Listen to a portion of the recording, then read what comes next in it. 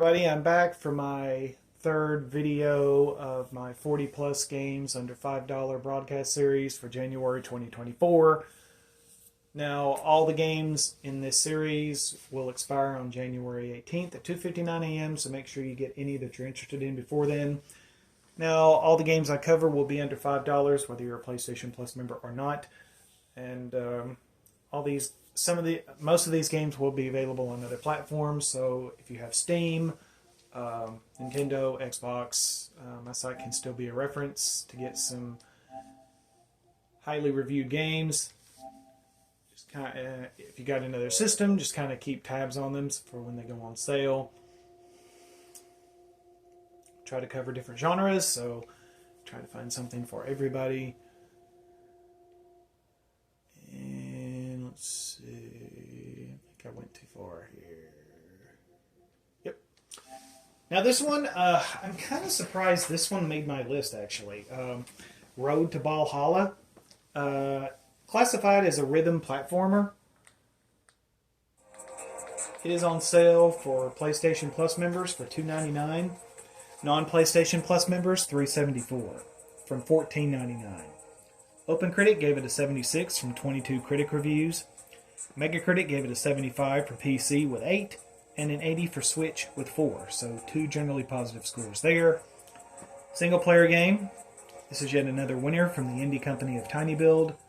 You'll need to figure out when to go and when to stop with this one as you move to the music to get through laser beams or insane camera angles, as the levels are tailored to the music's rhythm and style. You discover secret areas, which go to more secret areas, which go to even more. You get the idea. There will be rewards like ball styles and trail effects that your ball leaves in its wake. There is a rush mode. I think it demonstrated at the beginning of the trailer, in which you test your worth against other players' high scores.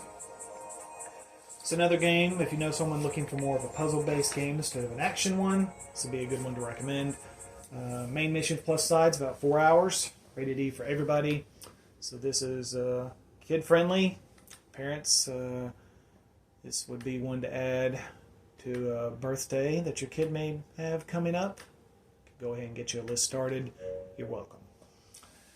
For some reason, when I saw this, first thing I thought of it was Marble Madness. I don't know how many people out there remember that game. And actually, I may be showing my age a little bit too much with that one. So, moving on. Now this one, Slaycation Paradise, is an action tower defense game. PlayStation Plus members, $2.99. Non-PlayStation Plus members, $3.99 from $19.99. Now this is another one that, between OpenCritic and Megacritic, only had 3 critic reviews, so I had to really do some searching. And given the score, I would classify it as a hidden gem. Out of the 8 critic reviews that I found, I got a pretty solid 78. GameFAQs gave it an 8 out of 10. If you're looking for a nice, relaxing getaway, well, as you can see by these video shots, you might want to look elsewhere, because every monster at this resort kind of sort of wants you dead. The hotel is the main hub, so if you are killed, then you'll be returned to a medical area with a new body and a bill for services rendered. Yeah, nothing's free, folks. You will have all kinds of upgradable weapons and turrets that you can drop to assist you in tricky combat situations. Main missions plus sides, 8 to 9 hours. Rated M for mature. Want a game that lets you become overpowered? Want to summon a snake to blast through opponents that completely fills the screen? A weapon for launching pesky cats that remind you of the ones that constantly get on the top of your car and scratch away like crazy? Well, if you answered yes to any of these, then this game is for you. And that is Slaycation Paradise. And there's some of the turrets that you will be building. That's kind of why I classify it as a tower defense. There's some arguments there, but... And that is Slaycation Paradise. Now the next one on the bottom, I actually bought this one a few years ago, and very enjoyed it, so I'm glad it made my list. Final Station. It is an action survival game. Now, for PlayStation Plus members, $2.99. For non-PlayStation Plus members, $3.74 from $14.99. The reason I classify it as a survival game is because you will have to maintain food and health, as you kind of see from this shot here. You'll be managing food and health on the train, so it has some survival aspects. OpenCritic gave it a 74 with 62 critic reviews. Megacritic gave it a 76 for PC with 25, 68 for PS4 with 4, and a 70 for Xbox with 11, and an 80 for Switch with 6. So 2 generally positive, 2 mixed scores. Single player game. You'll go through 5 chapters on a speeding locomotive as you make stops and decide to save survivors or save food and health for yourself, as supplies will be limited. However, survivors come with perks and hindrances, just so it's not too easy. So you'll have to scavenge and craft supplies and sell unuseful loot for upgrades. Main missions plus sides, 6 hours, rated T for teen. Now there is some additional DLC. The Only Trader is on sale for $1.24 from $14.99.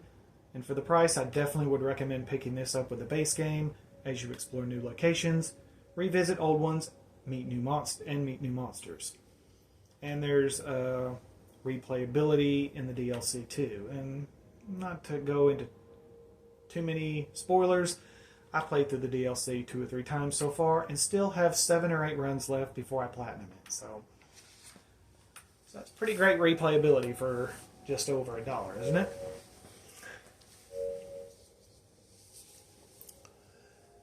And let's see, the next one, let's see.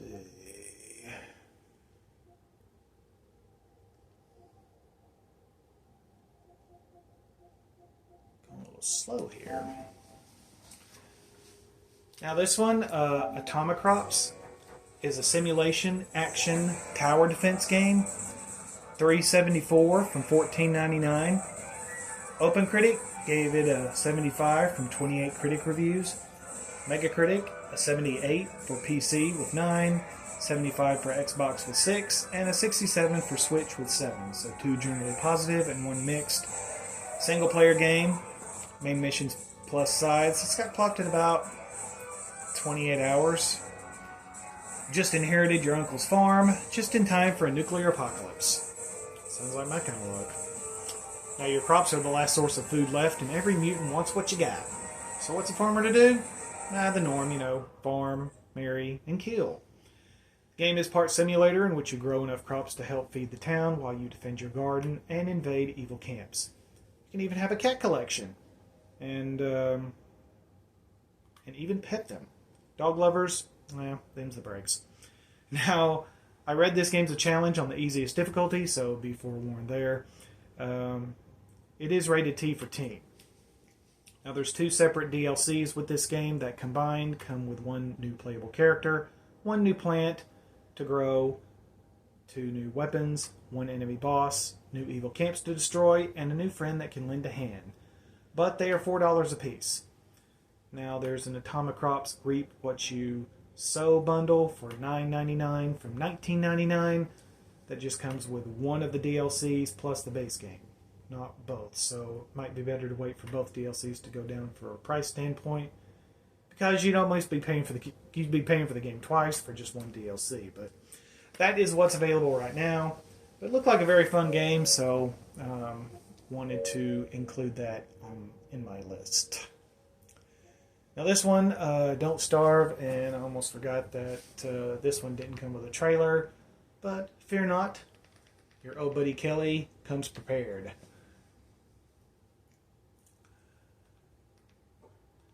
I actually bought this a few years ago, and it's one of my favorite games. Don't Starve Console Edition. Survival action game, $3.74 from $14.99. OpenCritic gave it a 76 for 26 critic reviews. Megacritic was generous with this game. PC gave a 79 for PC with 33 critic reviews. Get a 78 for PS4 with 36, 78 for Switch with 6, and an 87 for iOS with 6. So 4 generally positive scores. Single player game. If you want a game that holds your hands at the start with a tutorial or help windows, you may want to stay clear of this game. An open world survival game as you play Wilson to start, who gets in over his head and makes a deal that he should have refused. New playable characters will appear. Some are earned through experience, while some are earned through feats. And show off another one while I'm reading through the rest of this. Well, let's see. Where is the other one?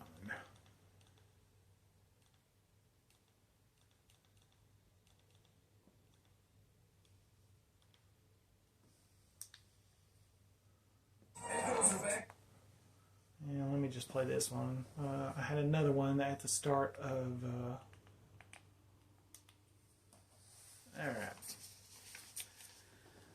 Now, stages will be different every time you play. You can adjust settings as far as length of seasons, weather frequency, lighting, plant spawning, etc. Main missions plus sides. Are you ready for this? 67 hours. If I'm lying, I'm dying. Rated T for teen. Now there is 3 DLCs that are 40 to 75% off right now, and there's also a Don't Starve console edition for there's a Don't Starve Together console edition for local co-op play. Don't Starve Together comes with co-op play, but PlayStation Plus is required. There's a Don't Starve Mega Pack 2020 for $14.62, marked from $32.49. That comes with Don't Starve and Don't Starve Together console editions. All the DLC with 25 playable characters to play with, including DLC. I love this game and recommend it for fans of the genre. Like I said, you're going to die a lot because there's not much hand-holding here, but that's kind of one of the things that makes it great.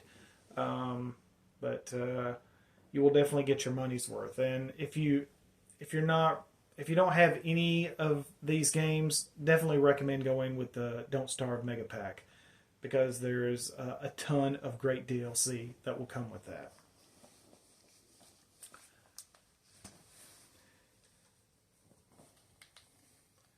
And that is Don't Starve. And I must have accidentally hit a button here. I have to scroll back down a little bit.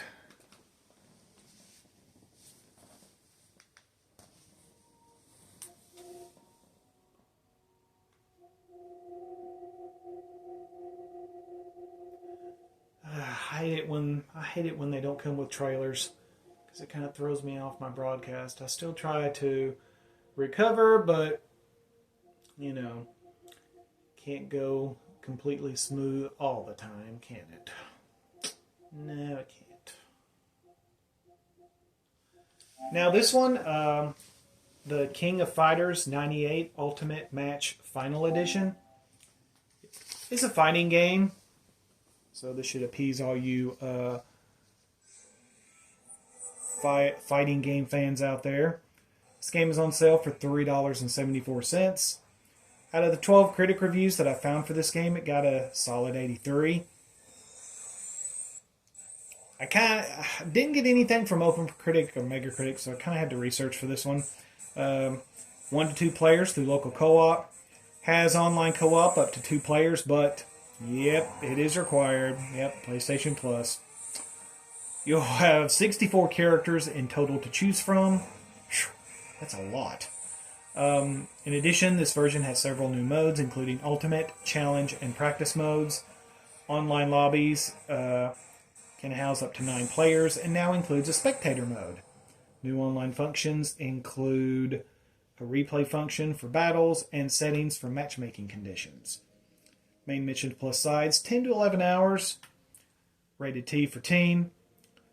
Now there was 2 King of Fighter games that I had to choose from, and this one got the better reviews compared to King of Fighters 2002 Ultimate Match. But that game is on here in this list too for $3.74, marked from $14.99, which is I think what the King of Fighters 98 was. I just forgot to add it in my notes. So if one King of Fighter game under 5 isn't enough for you, well, you can have 2. And let's see. Now this one, actually the other one is, next one is right beside it. The Swords of Ditto, Mormo's Curse, an action RPG adventure. $3.74, marked from $14.99.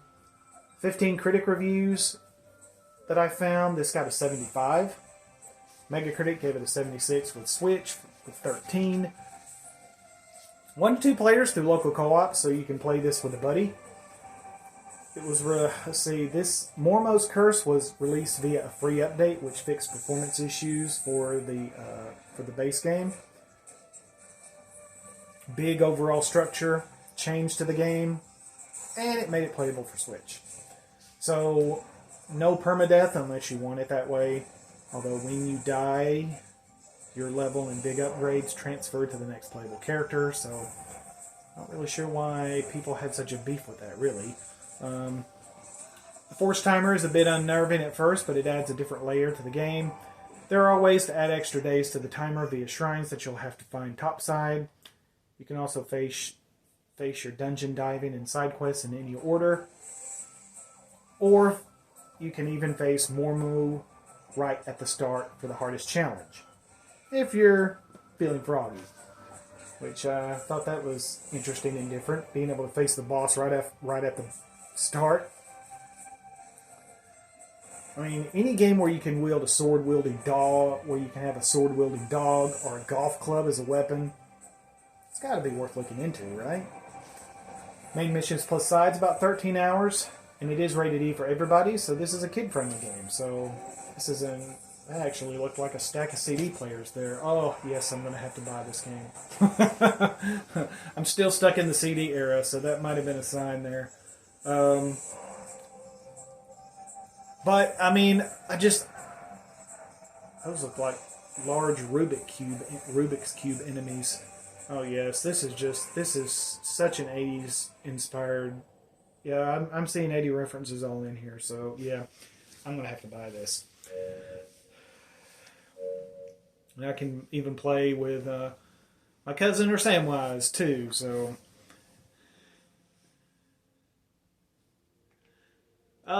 So the one I want to close out with is a game called Warpips. It is a real-time strategy / tower defense game on sale for $3.79 from $19.99.